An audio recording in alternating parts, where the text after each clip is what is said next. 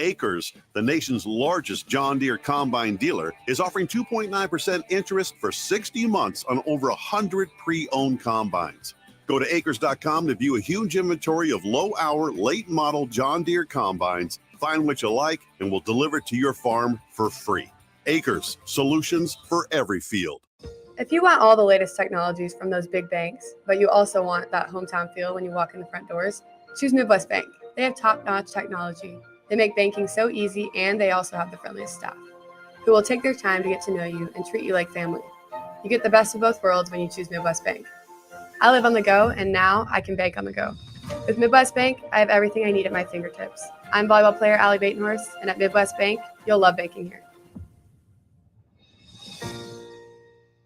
Are you working in or looking to get into the electrical construction industry? The electrical workers of Local Union 265 are now hiring licensed journeymen and apprentices and are offering great pay and benefits. Call Mike at 402-875-1034 to apply. Start your electrical career today. When you were a kid, clubs were cool. Robotics club, or space club, and stuff like that. But what do adults get? Book clubs and quilting clubs? Nah, forget that. How about a margarita club? Get to Upside Bar and Lounge and join the best club in town. 10 flavors of margaritas like Maui Wowie, burnt pineapple, and mango tango. Try all 10 of them and receive your own souvenir margarita glass. Make it your new Monday night tradition. $4 margaritas and $4 taco baskets. Grab the crew and head on over Monday nights or any night. Upside Bar and Lounge at 29th and Pine Lake. The wait is almost over. The Guardians of Freedom Air Show is the hottest event in the area. Coming to Lincoln's Air Park on Saturday, August 26th and Sunday, August 27th. Elevate your air show experience with tickets to the premium seating tent, padded seats, meals, and more for just $125. Premium tickets are going fast, so buy yours today. To purchase premium tickets and for more information, visit LincolnAirShow.com. We'll see you at the Guardians of Freedom Air Show in late August.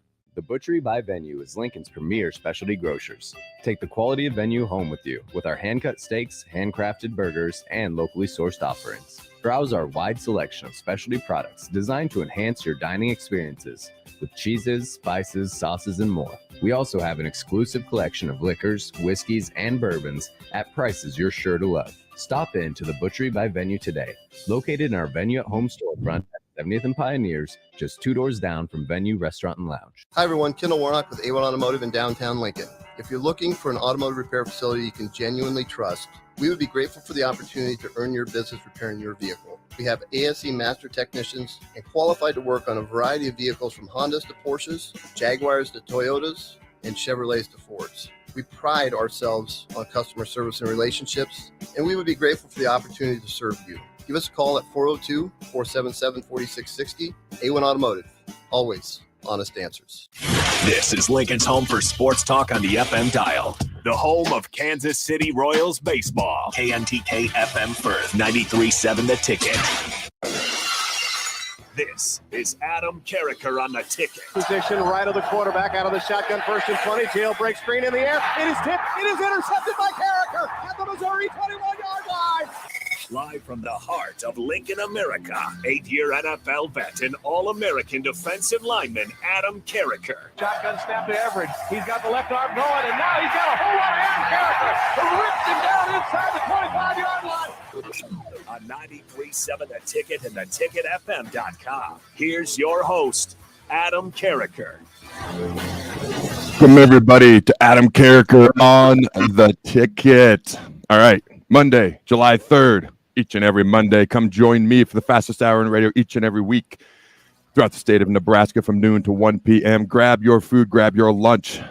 Come listen to me flap my big gums, and hopefully something intelligent comes out. But we got a loaded show today. All right, we're going to talk about Nebraska recruiting. Nebraska steals a recruit right out of the heart, right out of the teeth, right in the face of the University of Miami, getting Miami 4-star wide receiver Ja'Cory Barney to come join University of Nebraska. He committed over this week, and we're going to talk about Matt Rhule's impact, the pipeline that he is potentially developing from Texas back to Nebraska, the pipeline we once had that has been disconnected since we left the Big 12 and went to the Big 10. Could that be returning? We have seven current Texas commits in our 2024 recruiting class. We had 6 in the 2023 class, and we all know Matt Rhule Did not have a whole lot of time to put that class together, yet he was able to do it with a lot of in-state Nebraska guys. The most since 1998. I've mentioned that before. Also a bunch of Texas guys. Now he's going down into Florida, trying to steal those recruits. Let me correct myself. Stealing. I shouldn't say stealing. Successfully recruiting in their face. One of their players anyways. Okay. And then I talked last week a lot about in-state recruiting. I talked a lot about recruiting. I talked a lot about how, California could possibly come into play when USC and UCLA join the Big Ten Conference in a year. And outside of California, we are the westernmost state, the westernmost football program in the Big Ten Conference, obviously outside of USC and UCLA. So we're going to chat a little bit more about some of these commits, recruiting, things of that nature. Now, all right, it's July 4th week. It's kind of vacation week. People are supposed to chill. So I do this every once in a while. Like legit, these are the notes. Okay, look at my wonderful handwriting if you're seeing it on YouTube. The wonderful notes that I have for today's show. It just doesn't end. Okay, actually it does eventually. But those are my notes that I'm going to be going through. Okay, got a lot of other things we want to chat about.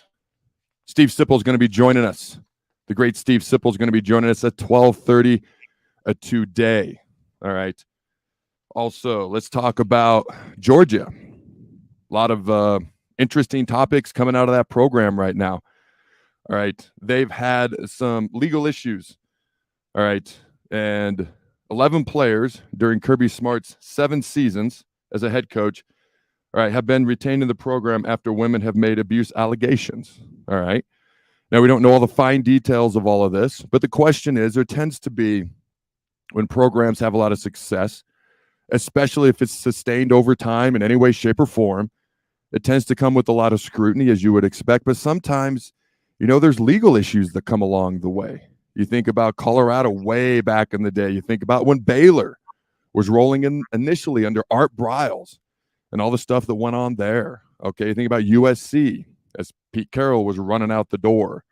All right, I know I'm not supposed to bring it up, but I try to be as unbiased as I can. You think about the Lawrence Phillips thing with Nebraska in the 90s. That was the big thing, especially to this day. Non-Nebraska fans like to throw it in my face all the time. Okay, and to be clear, Tom Osborne's the GOAT. There's no debating that, in my opinion anyways. But why does this tend to happen? Okay, so these are all things we're going to be chatting about throughout the show, even the Big 12 Conference. All right. As of July 1st, UCF, Houston, BYU, and Cincinnati have now officially joined the Big 12 Conference. Husker fans, I got a question for you. All right, and hit me up. Call or text. As always, the People's segment's how we're going to end the show. 12:50, the last 10 minutes of this show. Call or text your questions. 402-464-5685. 402-464-5685. It's fastly becoming one of my favorite segments on this show, and it's growing each and every week in the amount of questions that we're getting. Send in your questions, comments, concerns, whatever you'd like to say, into that number, 402-464-5685, and then the People's segment. I will address all of your thoughts, your questions. But I got a question for you.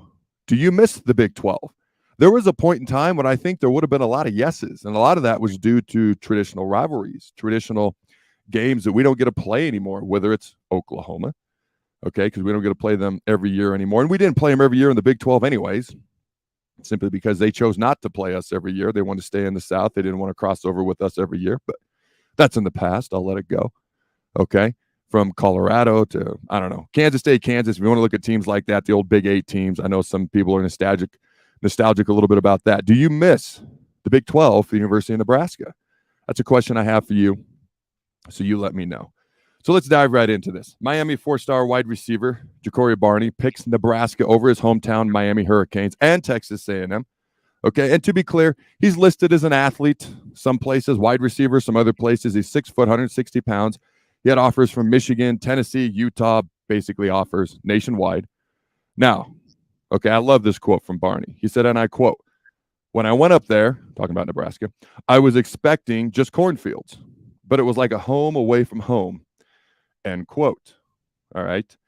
Now, when I read this, I was like, this has got to be how he was recruited. This has got to be how he was treated. This has got to be due to the coaching staff. Why else would he feel this way? Okay.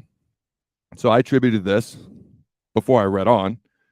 All right. I attributed this to the coaching staff and how they relate to kids. Then I read this quote from Mr. Barney. And I quote, "I fell in love with the staff. They've been recruiting me ever since they got word of me. When they came in and they heard about me, they've been on me 100%. They've been on me heavy. They believe in me, and I believe in them.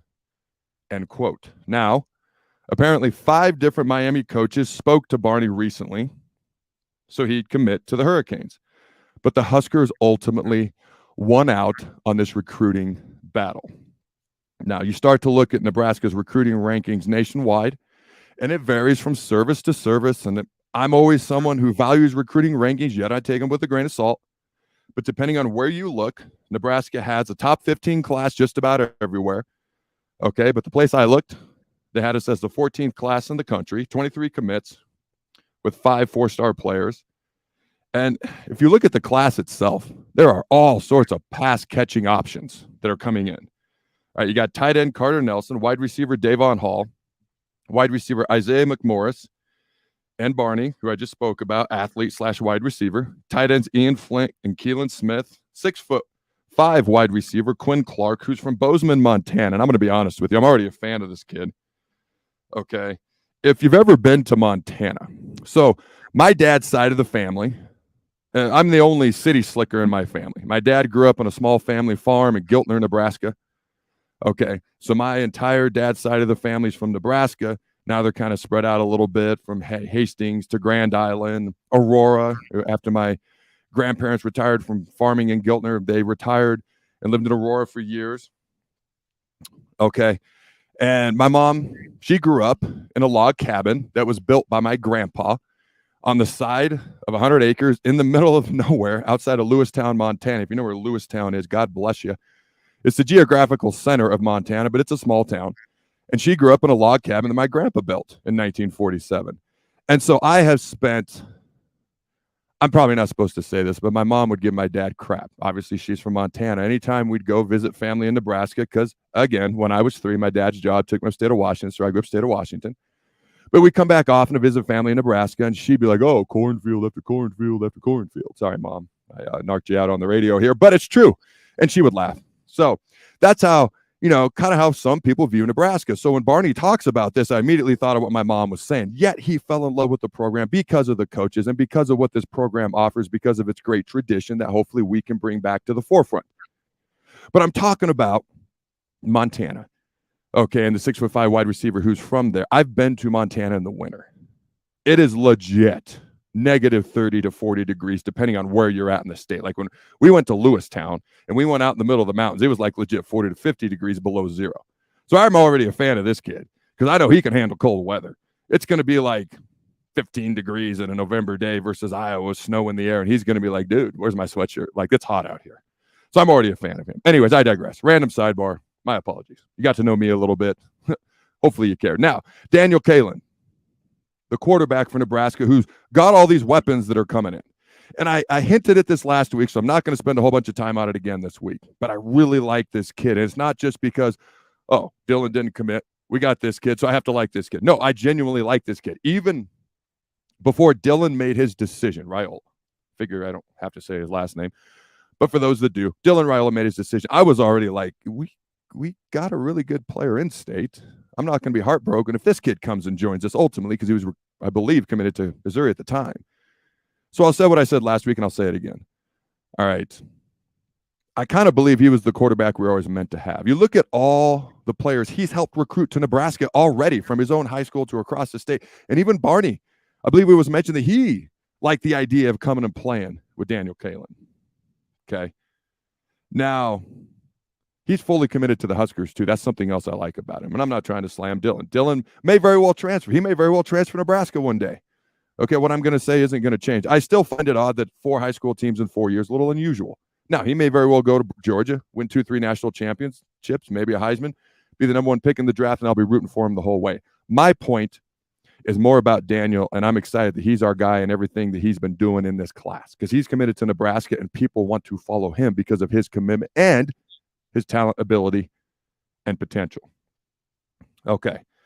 Now, I chatted about this a little bit last week, so I'm going to go through this quickly. Nebraska currently has, when you look at the top in-state recruits, okay, we have 5 of the top 6. I believe at this time last week it's 4 of the top 5. I'd have to go back and watch my own show to remember. But currently 5 of the top 6. Now, again, I'll say this again. To me, recruiting, and I don't care what state you're in. I don't care if you're Montana. You got to start by winning the in-state recruiting battle. You got to beat out Montana State. Nebraska doesn't have a Nebraska State to beat out. So we should absolutely win the in-state recruiting battles versus other schools trying to come in and take our good football players away. Then you go to that 500-mile radius, as I've talked about before. Okay. Then that pipeline to Texas. I sure do like it. You go get that beef in Texas. Okay. Then, as I mentioned, Nebraska currently has 7 commits right now from Texas, 6 in the 2023 recruiting class. Okay. That has to be due to a lot of Matt Rule's connections that he has from his days at Baylor and throughout the state of Texas in the past. Okay. Then I like the idea of going down to Florida and getting that speed. And to be clear, I'm not saying you can't get speed from Texas and beef from Florida. I don't discriminate. Wherever football talent is, let's go get it. Okay, to be clear. But you go get that speed from Florida. I think Tommy Frazier back in the day, he was a big-time guy that we got out of the state of Florida. I believe Bradenton, Florida, if I remember correctly. Okay, that's just back to my childhood memory right there. I hope I'm correct. And we kind of did something similar, okay, with Mr. Barney out of Miami this weekend. Now, you start to look at, and I mentioned this, California, because I do think getting USC, getting UCLA is going to open doors for the Big Ten Conference as a whole, recruiting-wise, out to the state of California. Because if I'm a California kid, I mean, the Pac-12, 10, 8, whatever it's going to be in a couple of years is struggling. It is struggling, muggling. So I'm either looking at USC, UCLA, and if those teams are full, or I just want to get out of the state of California, all of a sudden I'm looking to the Big Ten. And what's the most Western school, most Western football program? Okay, outside of USC, UCLA, it's the University of Nebraska. We are probably going to play those two teams a lot as well, just because we're geographically the least challenging for them to get to. By the way, their logistical nightmare in joining the Big Ten isn't that bad at football, but think about all those other sports that are traveling and playing a lot more games throughout the week. Good luck to you. I wish you all the best. I luckily never had to deal with that in football. I didn't have to deal with it geographically because we were still in the Big 12 back in the day. But that's going to be a challenge in of it to itself. But USC, UCLA still felt it beneficial to go to the Big Ten. But if I'm a recruit out of California, I'm going to start looking at the other Big Ten schools that I can go to. And the closest one outside of my home state, if I'm a California guy, is Nebraska. So who knows where this could all lead, where this could eventually go. Now, Nebraska's gotten 16 commits in the last month. Okay. One of the questions that was posed to me, Adam, is it better to get commitments out of the way before your senior season? Now, you can look at that from two perspectives. You can look at it from the school's perspective. Yeah, the sooner you get a commitment, the better. To me, that seems kind of obvious, but I think from a player's standpoint is more how that question was being posed to me. From a player's standpoint, I'm just going to be honest, part of it is how highly are you rated? You know, if you're a kid with 15 different offers or 25 different offers, schools are going to wait on you. All right, you can afford to wait a little bit longer. If you're a 2 or 3 star kid with a couple of offers and all of a sudden these schools start to fill up their classes, it's not beneficial for you to wait as long. I'll share a story with my own recruiting that I've never shared publicly before. Not because it embarrasses me. I don't know, never shared it. So growing up in the state of Washington, all right, I was recruited by Washington State, Oregon State. I'll be honest with you, Nebraska at first told me I wasn't good enough. That's a story for another day. It obviously worked out in the end. Okay, and I got letters from Michigan and Texas and the like, but I immediately narrowed it down because my dad asked me, how do you want to narrow this down? I was like, I either want to be close to home, which was the state of Washington at that time. So it's the 4 Northwest schools. And University of Washington never called me. Never once. My high school coach had a history with Washington. I've never asked him. I just kind of in my mind was like, I think it has something to do with maybe he didn't have the best relationship with them, and somehow that's coming down on me. It was okay. I wasn't a big Washington fan. Washington State, I actually liked more. Pullman was 2 hours from where I grew up. Not much in Pullman. You know, people want to talk about, what attracts people to Nebraska? Well, there's plenty. What attracts people to Pullman, Washington? That's my question. Okay, no disrespect to my second favorite team I had growing up behind Nebraska. All right. And so my offers were really, for a long time, Washington State, Oregon State. Nebraska came in really, really late. That's a story I'll share another day. And again, it worked out. But I'll never forget, Mike Bellotti was a head coach in Oregon at the time. And he wanted me to play quarterback. I didn't want to play quarterback. I played quarterback all the way up through high school. I did pretty well. You look at me, I got a big quarterback frame. Yes, I can throw the ball. You've probably heard a few stories over the years. Yes, most of them are probably true. I don't know. I wanted to hit people. Okay, I wanted to hit people. If I wanted to throw a ball, I'd go play baseball because I was a pitcher in baseball. So anyways, Oregon was interesting. They were by far the best program at the time. I think they had just finished number 2 in the country. They had just throttled Colorado in the Fiesta Bowl. Miami had beaten us in the Rose Bowl, so they were pretty freaking good. Anyways, they pick up the phone and they call me and they say, we're pulling your scholarship offer. Now I was about, I think, a 3-star guy. And I said, oh, why is that? I really liked Oregon. Here's something else I've never said. I actually liked Oregon's recruiting visit better than I liked Nebraska's at the time. But I just grew up a lifelong Husker fan. And so that was going to be the ultimate trump card. Now, obviously, a lot of things have changed, facilities and everything else. Not that Nebraska didn't have good facilities, just being a high school kid. Nike was right there and yada, yada, yada. And they pulled the offer. And I was like, well, why? And they said, well, we have this defensive end. And that's what they wanted, or that's what they were talking about me playing as well, was defensive end or quarterback. I wanted to play DN. They were trying to placate me. They really wanted me a quarterback. They said, we got this guy who committed out of Hawaii. And so all of our spots are filled up. And so the scholarship all of a sudden to Oregon was gone. And again, I've never shared that before. It's not something that embarrasses me as part of the, it's part of the process. Just like Nebraska at one point told me I wasn't good enough to play there and they came in late. It doesn't embarrass me either. It's part of the process. That's why I'm such an advocate for I don't care who you are when you walk through the door. It's what you do once you're in the building.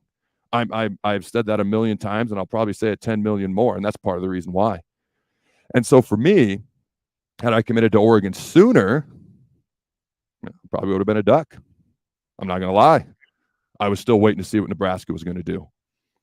And like I said, that did ultimately work out. But my point is, the higher rated you are, the more offers you are, this seems pretty logical, the longer you can wait. If you're a guy who's a 2 or 3 star and you got a couple of offers, you need to commit sooner rather than later. Okay. Now, continue to send in your questions, comments, concerns, thoughts, whatever you'd like to share for the people segment at the end of this show. 402-464-5685. All right. We've got Steve Sipple coming up here in about 10 minutes or so. The man, the myth, the legend. The man is all over the place. I want to chat about one more topic before we take a break, pay some bills. Okay. UCF, Houston, BYU, and Cincinnati officially joining the Big 12 Conference. Joined July 1st. Does anybody in Nebraska still miss the Big 12? Now, I can't speak for everybody. I can just speak for myself and people I've chatted with. I do think, myself included, for a long time, I missed the Big 12. A lot of that was the rivalries, the games. I look at the schedule when we first joined the Big 10. They clearly did not want us winning the conference. I swear to God, they scheduled Ohio State, Michigan, Penn State, Michigan State, Wisconsin, Iowa, the New York Giants, the New England Patriots. They did not want us winning. Okay, they tried to give us the most difficult schedule they could. And, creates exciting games. When you look at the win-loss record, when one team's got a way easier schedule and one team's got a way tougher schedule, can't complain about this year's schedule, though. That's for sure.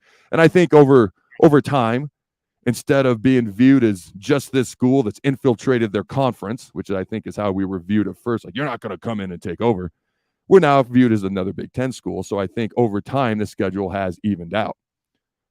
So I will say this, as far as missing the Big 12 to this day, I don't think so. Especially when Texas and OU left the Big 12, then is the Big 12 going to survive? And now they've added 4 quality teams. It's going to be interesting to see how they do. UCF, Houston, BYU, Cincinnati playing tougher competition week in and week out. I don't know if the Big 12 is going to be viewed the same because you lose OU and Texas, your biggest brand. You add these 4 quality schools, but not Power 5 teams historically. So how's that going to be viewed from the Big 12 perspective? I think the Big 12 is viewed in a vastly better spot than the Pac-12, 10, 8, whatever it's going to be in a couple of years. So I give them that advantage.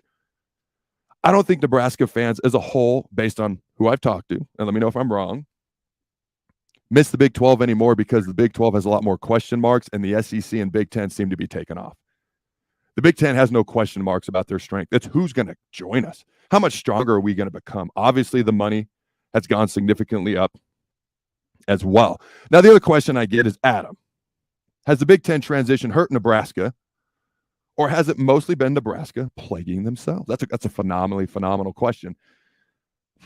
I think it's more or less been Nebraska. I think the tougher schedule hurt. But then you look back to the year we played Wisconsin in the Big 10 title game, and I forget why. I think Ohio State was on probation that year. They were actually undefeated, I believe. I forget. The number 2 team from the Big 10 East, maybe it was Leaders and Legends at the time. I don't remember what the names were for that particular year. We couldn't play the number 2 team. So Wisconsin was like the number 3 team in the Big 10 East or the Leaders Legends divisions, whatever it was then. And they were barely over 500. And obviously, if you remember how that Big 10 championship game went, you can't tell me that was anything except they outplayed us. And I still to this day have a hard time believing they were the better team, although on that night they clearly were. Holy sweeps and power. But anyways, I digress.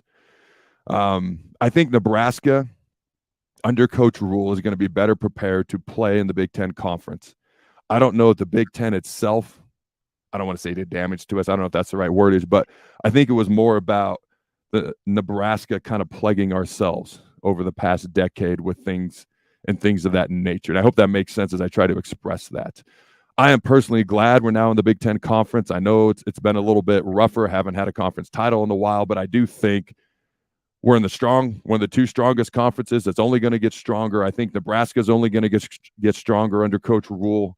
His recruiting, his player development, his relationships with the state of Nebraska as an overall whole. He's clearly making an effort to be out where everybody can see him and be a part and amongst and one of the people. And I think that's going to be huge going forward. So there was a time when I personally missed the Big 12, and I'm still curious to see how the new Big 12 looks and how they do and how it looks going forward. I played in the Big 12. I grew up watching the Big 8, Big 12. That'll never change unless the teams just get completely different, which they're starting to. But the Big 10, I view the Big 10 as Nebraska's conference 100% now. And again, let me know if I'm crazy. 402-464-5685. We'll be right back after this short break. Don't go anywhere. Hey, CNC machinists, do you feel like you're in a dead-end job with your boss hovering over your shoulder? That's so annoying. Not at Garner Industries. We provide the opportunity and trust our CNC machinists to bring the talent. I'm Bob Williams, HR Director at Garner Industries, and we're looking for new team members in our CNC department. At Garner Industries, you'll work in a clean, climate-controlled, and safe environment with team members who want to see you succeed. You will also enjoy 4-day work weeks, great benefits, and a positive working culture. Interested? Apply on our career page at garnerindustries.com. Prashawn Jackson here for Bauer Underground, who has been serving local contractors and utility contractors all across the state since 1997. When you see the black and white trucks, you know the baddest dudes in the business have arrived. Bauer is currently looking for equipment operators, laborers, diesel mechanics, and aerial linemen. Join the brotherhood built on hard work, authentic people, and pedigree of success. Bauer, a family-friendly company who reminds you, go Big Red! If you want to make new floor shopping easier, come to O Street Carpet. Hi, I'm Steve Carper. Our flooring professionals can help you choose the best flooring for you, your family, and your budget. We eliminate the confusion. Even better, you'll be enjoying your new flooring much sooner. No 6 or 8 week waits. We'll install right away and save you money on installation. Floor shopping made easy every day at O Street Carpet. O Street Carpet. 1732 O Street. Family owned and operated. Always the best value. This is Brian at Midwest Bank, and we've been proudly serving clients in the Lincoln community since 2008, and we're excited to open a second location in January 2024 at 70th and Pioneers Boulevard. Our new branch will provide all the convenient services you're looking for in a bank, along with the friendly staff we're known for. Whether you're starting a business or expanding your business, our team is here for you. Your community, your bank, Midwest Bank. Find out more at midwestbank.com, member FDIC. You don't think about your roof very often, but you should never take it for granted. Roofing Service Company takes every measure to provide you with the highest quality roofing solution. Whether it's a new roof installation, roof repair, or a re-roofing project, their overall goal is to provide you with a pleasant experience and a long-lasting roof. If you have a need for siding or gutters, they're your place too. Visit roofingservicecompany.com for more info today. Summer is near. Now's the time to clean or replace your Summer furnace is filter near. to get the most Now's out of the your time to AC. clean or replace Find your energy furnace filter to get the most out of your AC. Find energy-saving tips at les.com/save-energy. Carriker Services takes this time to wish everyone a happy and healthy 4th of July weekend. We are thankful for this great nation and celebrate our independence, which should never be taken for granted. This important message comes to you from Bart, Mike, and the folks at Carriker Services, your vending specialists here in Lincoln. Their quality service and expertise has earned them a fine reputation. That's Carriker Services, on the air because they care.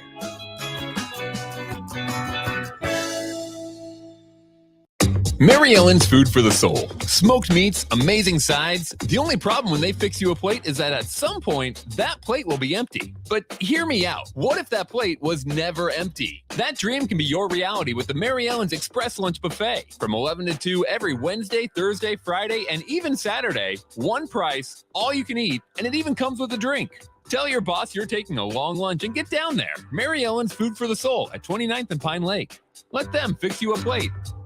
Hey, moms and dads, bring the whole crew to a Salt Dogs baseball game and unleash the fun. Visit Haymarket Park all summer for fireworks Fridays, souvenir Saturdays, Sunday family fun days, and more. With 50 home games, even weekdays can be unforgettable. Planning an event? Make it a home run with group discounts. When you need an outing the whole family will enjoy, unleash the fun with the Salt Dogs. Call 402-474-2255 or visit saltdogs.com for tickets. This is Brad with Midwest Bank, proudly serving our Nebraska communities for over 70 years. We're a community bank, making local decisions, supporting local organizations, and helping local businesses and farms succeed. We are dedicated to serving our clients and helping them meet their financial needs with sound, innovative banking solutions. From an array of checking and deposit accounts, cash management services, to small business, real estate, and ag lending. We're here for you. Your community, your bank, Midwest Bank. Find out more at midwestbank.com. Member FDIC. This is Bud Seinhorst, President and CEO of LIBA, the Lincoln Independent Business Association. Join us every Saturday from 9 to 10 a.m. on 93.7 The Ticket for the LIBA Business Hour, as we discuss local business and highlight those who are thriving in the Lincoln area. It's the LIBA Business Hour, Saturdays from 9 to 10 a.m. on 93.7 The Ticket and theticketfm.com. You're listening to Adam Carriker on The Ticket on 93.7 The Ticket and theticketfm.com. Welcome back to Adam Carriker on The Ticket, ladies and gentlemen. All right, I'm joined by a very special guest. He has over 30 years of covering Nebraska football and over 15 years as a lead writer to his name, Mr. Steve Sipple. How you doing, my friend? Well, I guess I hope you don't get embarrassed, but I'm honored to be on with you. You're one of the most intriguing players I've covered in that time. So thank you for having me on, Adam. Well, I appreciate you joining me. And it's interesting. I've interacted since I started the Carriker Chronicles 9 years ago with several members of the media. And you and I see each other every once in a while, always very friendly interactions. But I feel like you and I haven't interacted a ton. So I am excited to have you on because you are a wealth of knowledge when it comes to Nebraska football. So thank you for joining the program. Yeah, I appreciate it. That's nice of you to say. I mostly talk a lot. So you might as well do that, though, Adam. Yeah. Get what's on your mind. What's on your mind? Yeah, you sound like me. I talk a lot too. All right, so recruiting. Here's my question for you, because I've talked about recruiting a lot last week. I've talked about it this week so far. But my question for you is this, because I've always taken, I don't want to say recruiting with a grain of salt, because again, look at the college football playoff, Georgia, Alabama, Oregon, Clemson. They always have the top classes, yet you look at Nebraska and their recruiting rankings have been really good compared to other teams in the West, yet they struggle. But my question to you is this, because you factor in the transfer portal now, and kids are coming and going more than ever before in the history of sports. Okay, how important truly is high school recruiting at this point? Has it been devalued, okay, compared to what it once was with the transfer portal and just the way college football is these days? That's a great. I mean, I've wondered about that for several months. I mean, probably for a couple of years. I absolutely think devalued is a good word. Probably, I think the value of those rankings is diminished.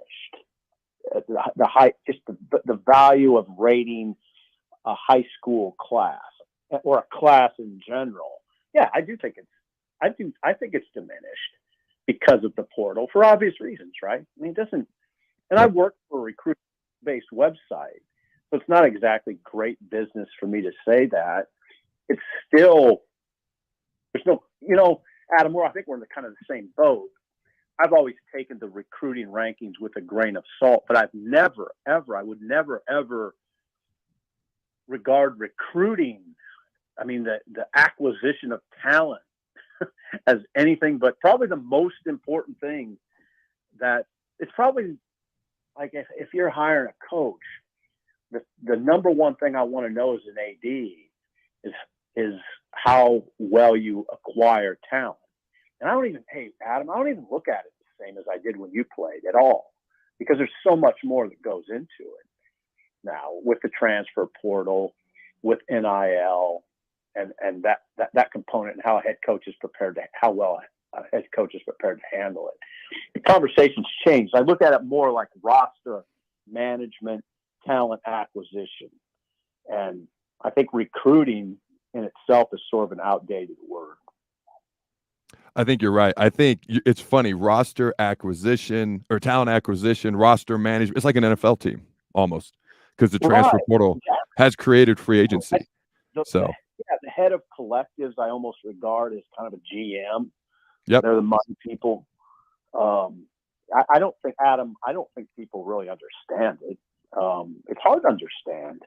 And when you start talking about NIL and the transfer portal, it's not a pleasant conversation. It doesn't seem like to people. In fact, on our show, we got a big brawl over it the other day because I just think people don't understand it. Don't understand. It's hard to understand. But yeah, I think to get back to your original question, just recruiting rankings, it's a data point. But beyond that, I don't know. It's just a data point to me. That's all it is. It's one data point among many. It's interesting because I almost look at college football coaches now as like a CEO of a business. Like they're actually running an entire business now that you factor in NIL and things of that nature. But here's one more recruiting question for you, and then I want to go to the Huskers as a team themselves. My question for you is this. If you had to choose, let's say you're Matt Rule, and you have to choose between having a highly ranked high school class, okay, or a highly ranked transfer portal class, which would you choose if you're Matt Rule and you're the coach in Nebraska? Right now, at this moment, a first-year coach who's trying to build a program, I want to take a highly ranked high school class where he's trying to build it in his vision, build it the way he wants, and that's what he's doing. And I'm not saying it just because Rule has said that's what he wants. In the first year, the early stages of what we hope is a long tenure here, I would say definitely a high school class. Now, if things get off the rails and you're battling, you're scrapping to keep your job, and you haven't done a good job recruiting, kind of like Frost, then yeah, I mean, you go heavy. You tell the fan base we're going heavy into the portal, and you go heavy into the portal and try to salvage it. But I just don't think that's where you want to be. You want to be like the top teams, Georgia, Alabama, Michigan, where you're just plugging. Even those places, Adam, as you know, have holes on the roster. They do. I mean, it's essentially every team, even the very top teams, have somewhere where they're a little vulnerable. Those teams now, the rich get richer, Adam, because they can. It's easier for them to fill those vulnerabilities, because they can go to the portal and do it. All right, let's talk about the current Huskers, the current team as we look into this next vastly approaching Nebraska football season. The offensive line. All right, much maligned a year ago. Matt Rule has stuck up for them several times this offseason. I don't know what else you expect a head coach to do. They retain Raiola as the offensive line coach. All right, transfer from Arizona State, Ben Scott at center. We get a couple of injured guys back. Prohaska, while Newilly is back, not injured, but he's back. How do you view this offensive line and what they could potentially, I assume they got to be better. How do you view what they could potentially be this season under year one under Matt Rule? Well, I mean, you can think about it. I mean, I think about, Adam, when you were a junior, would you say that was about as good as you were going to? I mean, that's when you were really rounding into form, right? When you're a junior and you're a senior, right? Yep. When you're a big body dude. Well, yeah. The way I keep saying is, if they're ever going to be good, it's now, because these guys should be. I'm not saying, when I say in their prime, I mean in their college prime. I mean, they can get better if they get in the NFL, they're going to get better. But right now, those guys you reeled off, and Ben Hart, maybe you mentioned Ben Hart, Piper, that group, Corcoran, that group of guys, this is it now. They should be in their college prime.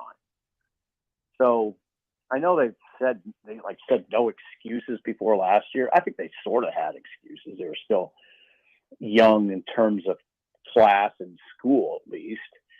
I mean, they were still third and fourth year guys, a lot of them, so it wasn't a great excuse. But now it's almost wiped away completely. So that's what I think. I think those guys, they should be pretty good. They've played together. Adam, they've played together. They've had a chance now to play in Donovan Raiola's style and in the way he wants them to go about things. So here we go. Let's do it. By the way, I think retaining Raiola, now Rule hasn't said this, but I think it makes a lot of sense just because they get another year with him, as opposed to learning. And Adam, you know how it is. If a new coach comes in, they got to learn a lot. There's a lot of learning that transpires there. So now they get to keep working with Donovan. Yeah, once again, they should be pretty good. I see Phil Steele ranks them 63rd as a group.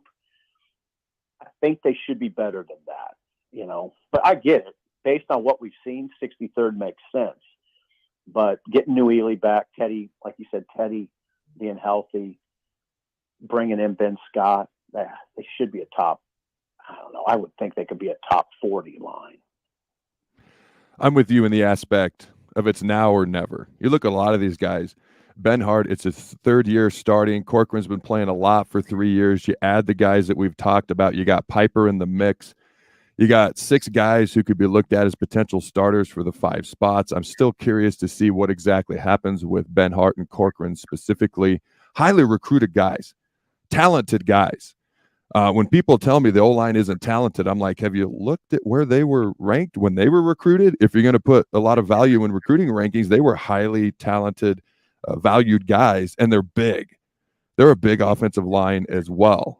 All right, the next position I want to go to, tight ends. This room intrigues me so much because there's so much talent in that room, yet the guy who's listed number 1 is a walk-on. And again, I don't care who the best player is. Start the best guy. But you've got Thomas Fedoni, Eric Gilbert, yet Nate Berkshire is right now. He led all pass catchers in the spring game, and he's listed number 1 on the depth chart. Talk to me about this tight end room, Sip. I need some help here. No, you don't. You got it. It is. You do. You're right. It's filled with potential.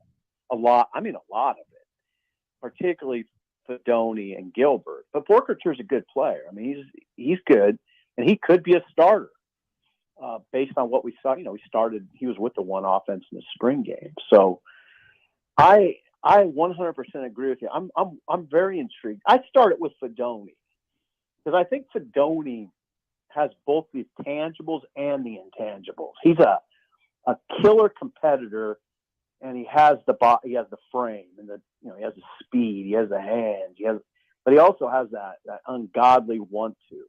Mm-hmm. I mean, he wants to be an All-American type player, a first-round draft pick. He's very Nebraska oriented. He wants to help this program.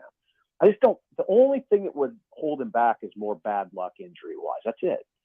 Gilbert, if you listen to our show, Bill Bush coached Gilbert on special teams at LSU, and what Bill kind of says a mouthful when he says Gilbert everything just came easily to him. Adam, you knew guys like that, and then Adam Gilbert happens to be 6'6", 260, okay, and can move.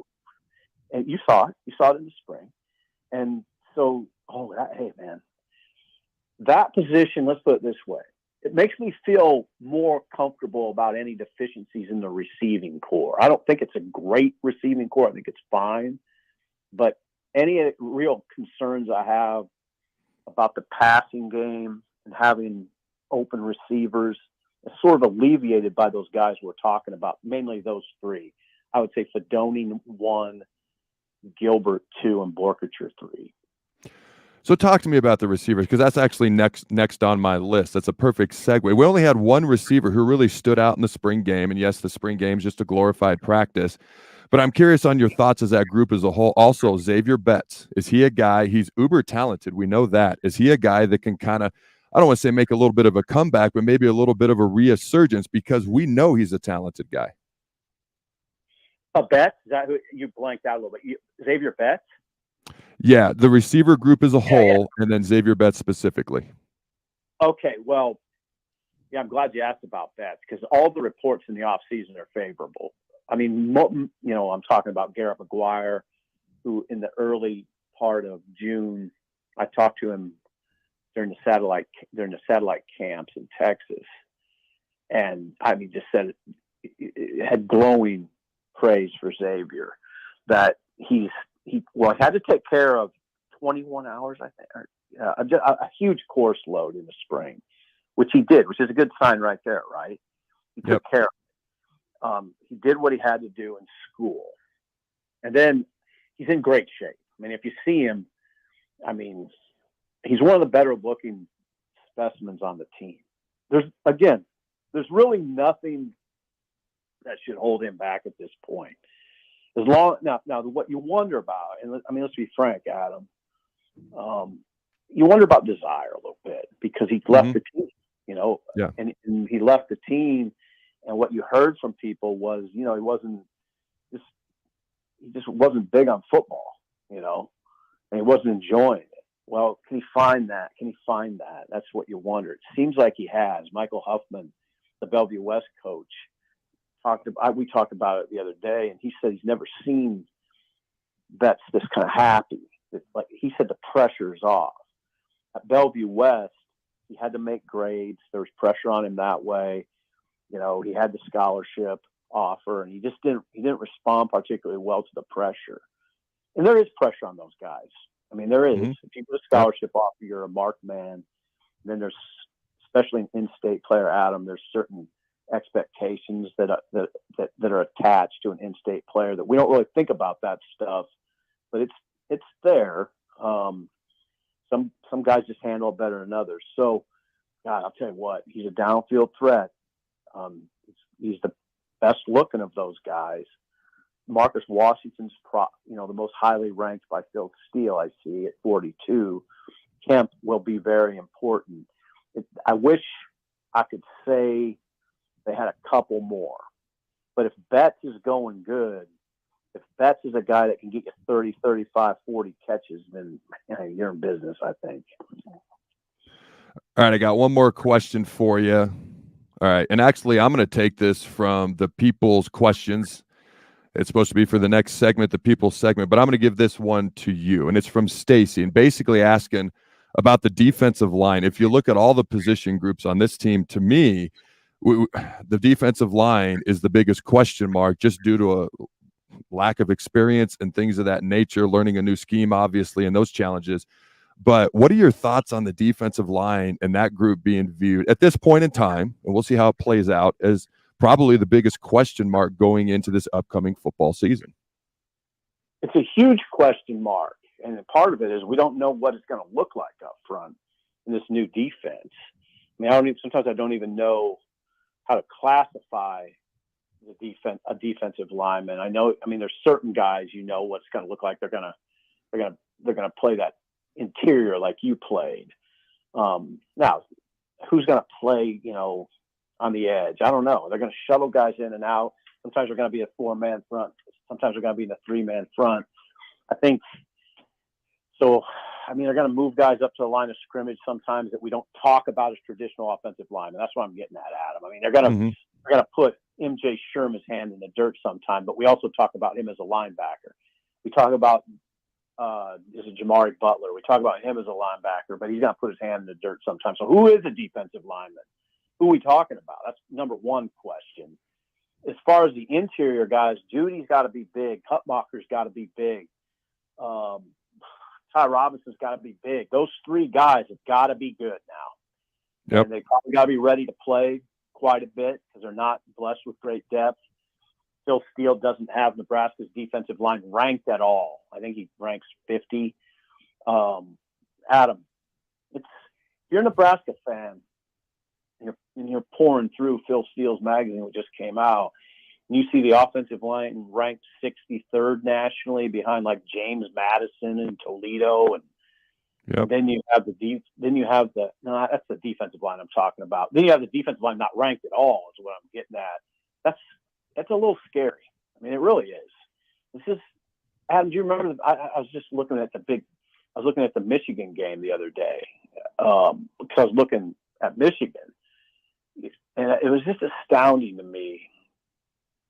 Just looking back at that, the level at which Michigan dominated the trenches. They were blowing Nebraska 7 yards back pretty routinely. It can't happen. There's no way you're going to win against good teams in the Big Ten if you're getting pushed 4, 5, 6, 7 yards off the ball routinely. I'd say 3 out of 4 plays from scrimmage. So I don't know. I'm glad you mentioned it. I think that is the biggest question mark. I completely agree. And I remember that Michigan game very well. For the first probably 2.5 quarters, they did all right up front. And then you could tell they just kind of got worn out. And then in that fourth quarter, as you mentioned, they were getting knocked off the ball quite a bit by that offensive line. And to Michigan's credit, their offensive line has won the award for the best offensive line in the country 2 years in a row. But you still can't be getting knocked off the ball like that with the game on the line in the fourth quarter. So, Steve, I appreciate your time. I hope to have you on again soon, and I've really enjoyed it, my friend. Thank you. I really did too, Adam. Let's plan on doing it again, okay? I look forward to it. All right. Take care, guys. Have a good one. All right, ladies and gentlemen, we'll be right back. Pay some bills, then we'll get to the People segment. Don't go anywhere. Whether you're looking for a new place to call home or trying to sell your current home, you want to make it as easy as possible. So why not use a realtor that works harder so you don't have to? The Carpe Diem team at Nebraska Realty is your go-to realty team for all your residential and commercial needs. They pride themselves on working hard and making your life as easy as possible while educating you every step of the way. Contact the Carpe Diem team to seize your moment, whether it be buying, selling, building, investing, or even commercial real estate. Give them a call today at 402-429-8121. John Henry's Plumbing. When it comes to your home or business, we know you have options, and that's why John Henry's Plumbing, Heating, and Air Conditioning gives you just that. Options. We have plumbing, heating, and cooling memberships to serve all of your residential and commercial needs. We want to ensure you, your family, and your business are safe. Visit our website, jhlincoln.com, to find out more or call us at 435-5555. John Henry's Plumbing, Heating and Air. This is Bud Seinhorst, President and CEO of LIBA, the Lincoln Independent Business Association. Join us every Saturday from 9 to 10 a.m. on 93.7 The Ticket for the LIBA Business Hour, as we discuss local business and highlight those who are thriving in the Lincoln area. It's the LIBA Business Hour, Saturdays from 9 to 10 a.m. on 93.7 The Ticket and theticketfm.com. Are you working in or looking to get into the electrical construction industry? The electrical workers of local union 265 are now hiring licensed journeymen and apprentices and are offering great pay and benefits. Call Mike at 402-875-1034 to apply. Start your electrical career today. Hi, it's Charlie Stone again, and with me on the line, Andy Goodyear, General Manager of Honda of Lincoln. Andy, I know how proud you and everyone at the dealership are to earn the prestigious Honda President's Award year after year, 17 times. Tell our listeners what it means to you and your customers. Thanks, Charlie. Yeah, all of us are extremely proud to have earned this award, and I want all of our customers to know it's not just earned by one person's efforts. It's the entire dealership. Sales, parts, and our amazing service department. 17 times. Wow. How does that compare to other Honda dealers? This award is only given to the most elite dealerships that demonstrate excellence. We really do strive to go above and beyond for the ultimate customer experience before and after the sale, Charlie. That's why for 2022, Honda of Lincoln is once again Nebraska's #1 volume Honda dealer. Come experience the Honda of Lincoln way of doing business, 27th and Yankee Hill Road, or online at hondaoflincoln.com. Ever wish you had another light switch on the other side of the room on a dark night? How much better would you sleep at night if you had a ceiling fan in your room? The High Electric Service Department is here to make your electrical what-ifs a reality. Whether you're looking to replace some outdated light fixtures or brighten up your counters with under-cabinet lighting, High Electric can handle all types of residential electrical installations and services. Give Erica a call at 402-466-6606 or visit high-electric.com to get started. Hey guys, Jake Sorensen here from Early Break. The garage door at our house has been needing replacement for a couple years, and a few months ago, we finally did something about it. Steve's Garage Doors and Services was great through the whole process in providing options and also going to the next level to get a door that was approved by our HOA.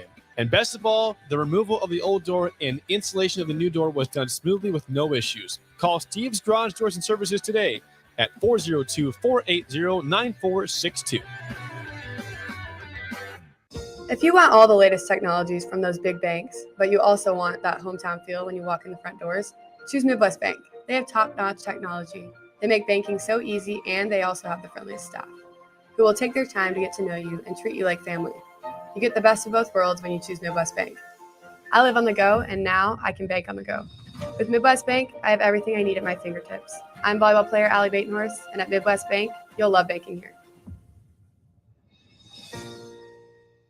Hey, moms and dads, bring the whole crew to a Salt Dogs baseball game and unleash the fun. Visit Haymarket Park all summer for Fireworks Fridays, Souvenir Saturdays, Sunday Family Fun Days, and more. With 50 home games, even weekdays can be unforgettable. Planning an event? Make it a home run with group discounts. When you need an outing the whole family will enjoy, unleash the fun with the Salt Dogs. Call 402-474-2255 or visit saltdogs.com for tickets.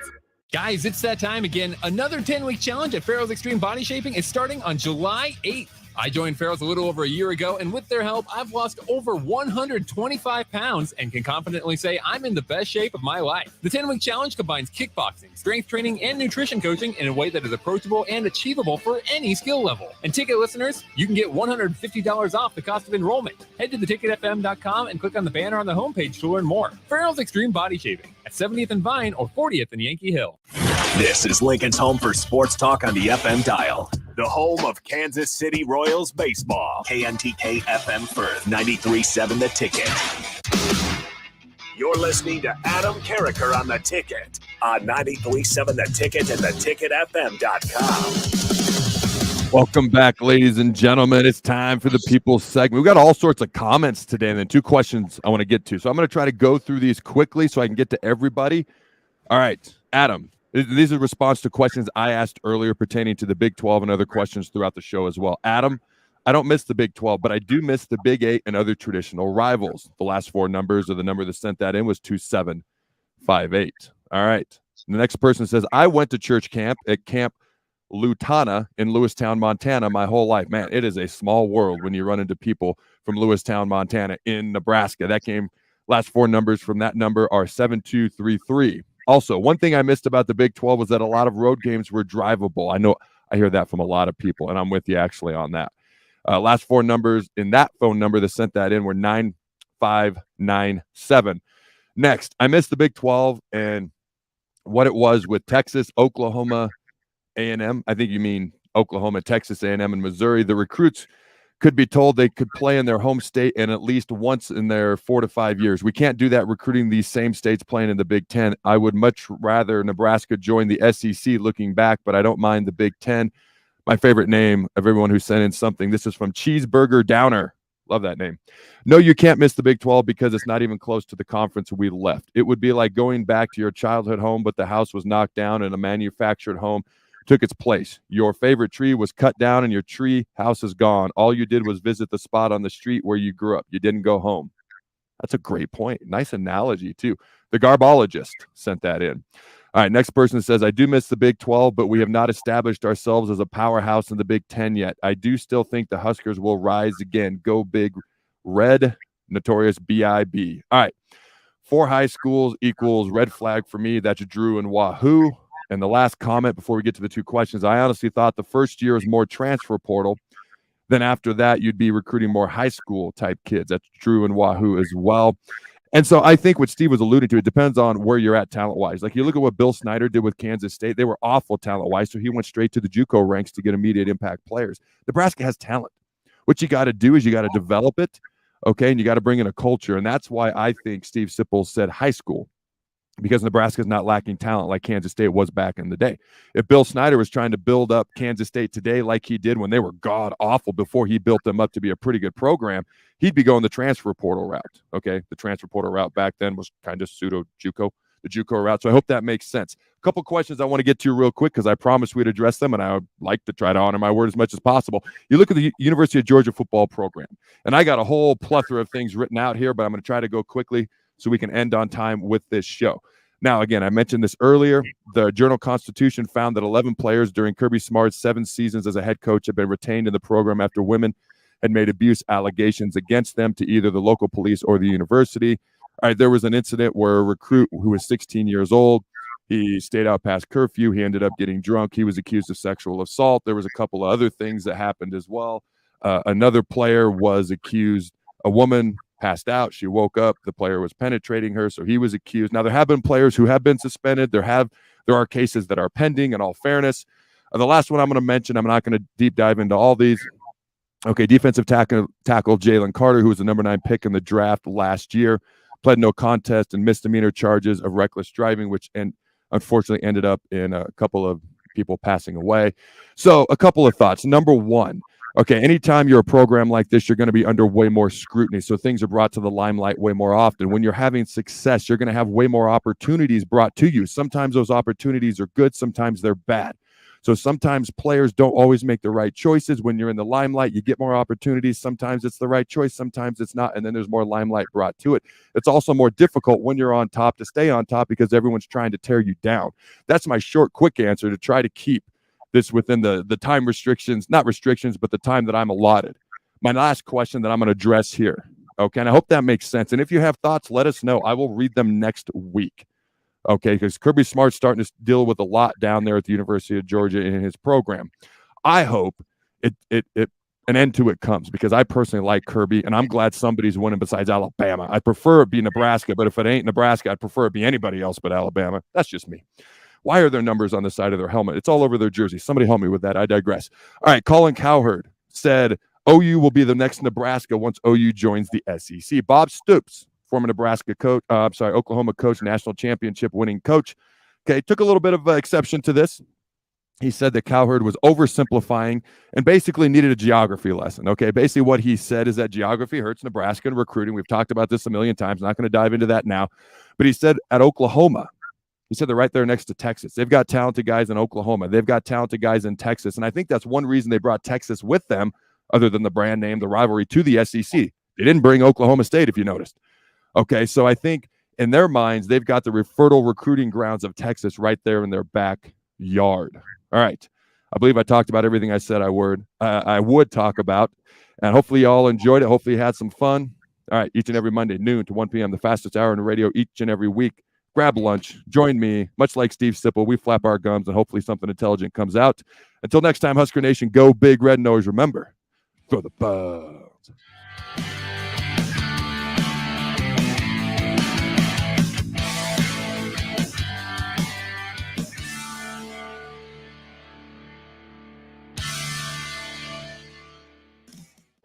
after me. I will not touch the fuse box. I will probably not touch the fuse box. Sip, do you remember what happened last time? Yeah, I remember. What happened? Half of the city block lost power. And? My chicken condo went haywire. That's right. The chickens ran wild. So what do we do instead? Call Joe at Ambition Electric and let him handle everything.